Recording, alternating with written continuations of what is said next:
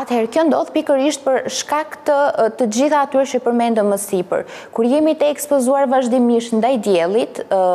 ndaj kripës së detit, patjetër që organizmi reagon. Qysh reagon? Dehidratohet. Dhe një pjesë e ujit me anë të tërësitjes ikën uji nga organizmi, ikën gjithashtu edhe elektrolitet. Në sasi më të madhe se sa mund të ikin për një individ i cili një ditë ose një fundjavë nuk është duke e kaluar në det. Pra lodhja është më e madhe me atë individ i cili e kalon në ekspozimin, sepse rrezatimi i diellit,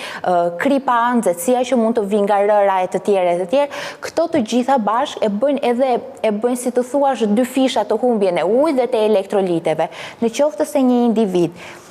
gjatë kohës që jemi në plazh, ku tentojmë drejt ushqimeve me sheqer, ushqimeve të paketuara, ushqimeve të shpejta. Të gjitha këto luajnë rolin e tyre dhe kanë një peshë shumë të madhe në rritjen e stresit oksidativ, e cila përkthehet në lodhje,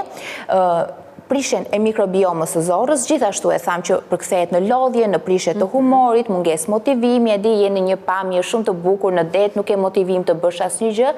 dhe duket pak si imagjinare fakti që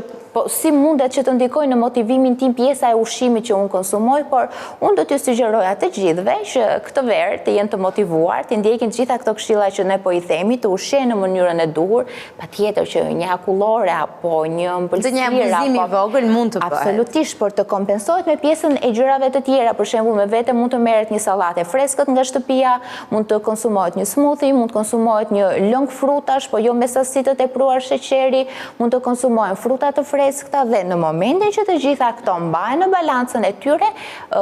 nuk do të ndodhi lodhja, mungesa e motivimit apo mungesa e kënaqësisë pra që mund të shijohet një ditë në plazh.